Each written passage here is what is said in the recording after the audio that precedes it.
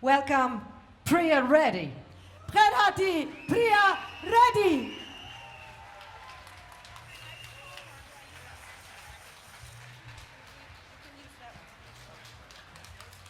Thank you. That's fine. Hallo Genossinnen. Sorry, I don't speak Deutsch, but he does. It's a great honor to be here. Thank you. I just arrived only this morning, so I missed most of the protests. But when we saw the images on TV from Hamburg of so many people converging here to counter the agenda of the G20 and how hard you are fighting, it was very inspiring to us in the United States, where we really need this inspiration.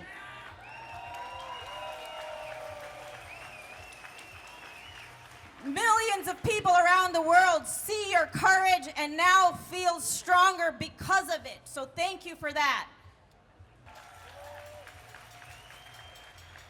We also saw on TV that there's been a lot of police violence against the demonstrations.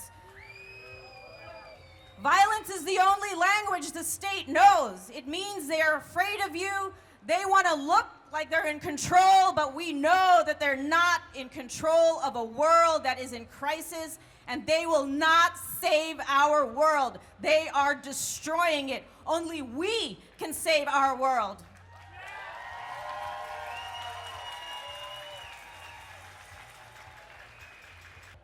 They don't want us to know how much power we have as people. They want us to be afraid and stay home, not fight back. And when we do fight back, they fear us and they are brutal, but we will never give up. We will win. You have already destroyed their legitimacy.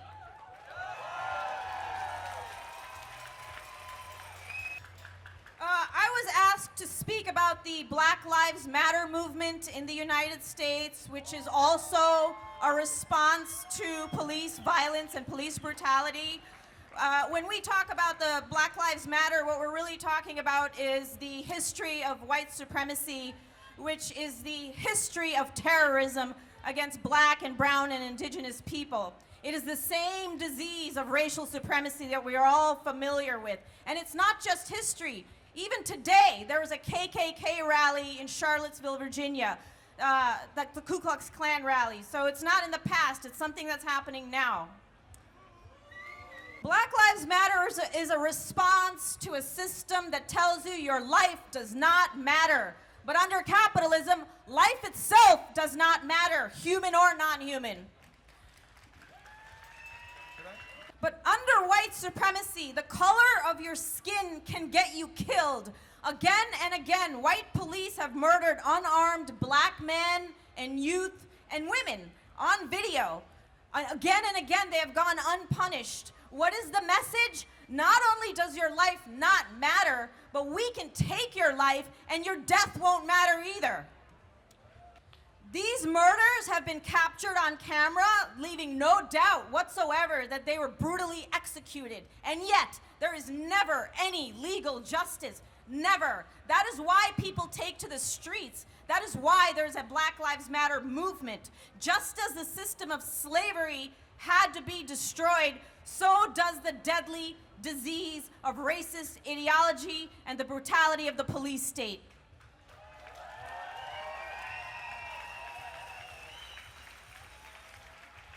This disease includes mass incarceration, for-profit prisons where the poor, blacks, undocumented, are buried alive in overcrowded prisons.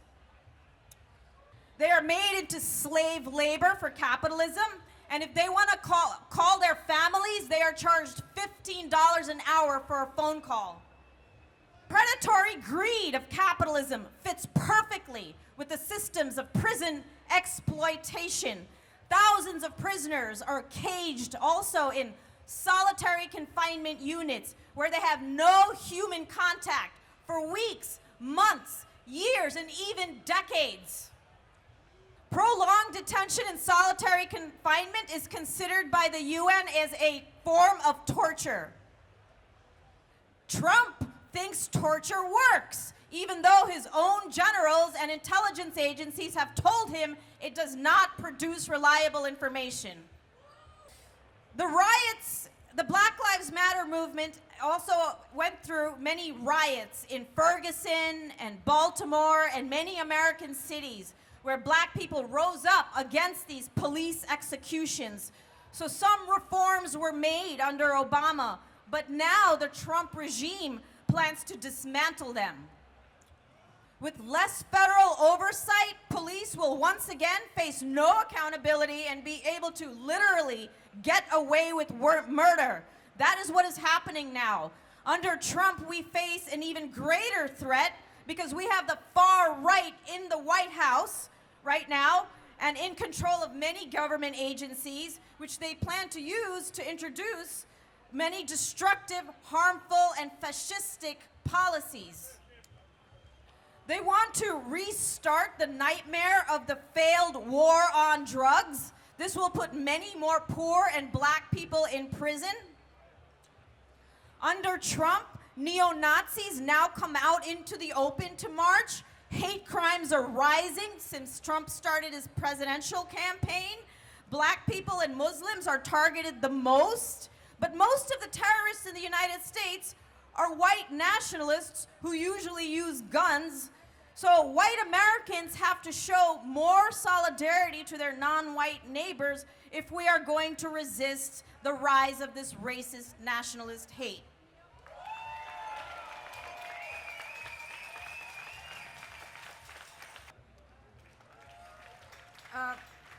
So Black Lives Matter, they protest, but they do more than that. There's hundreds of groups and thousands of people. They organize all forms of support for the victims of police brutality in the prison system. They work on criminal justice reform.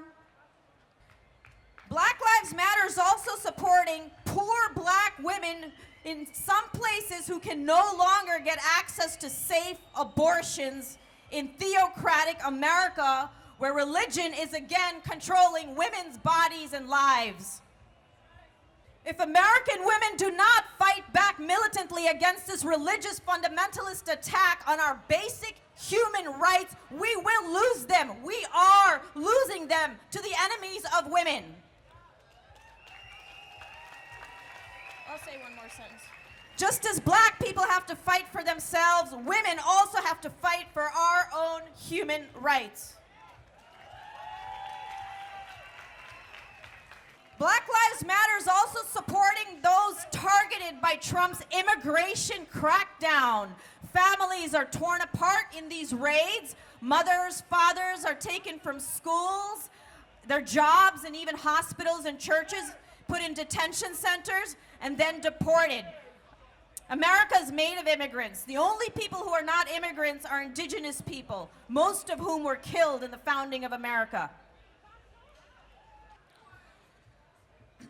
If you fight the police state and police brutality in solidarity with anti-racist movements, you are fighting the same police state that is used to crush dissent and protest and your remaining freedoms.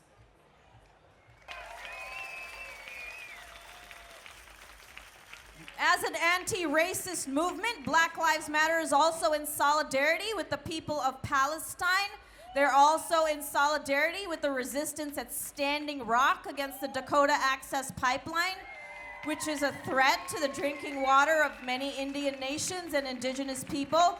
That was really a fight to protect the earth from those who destroy it for profit.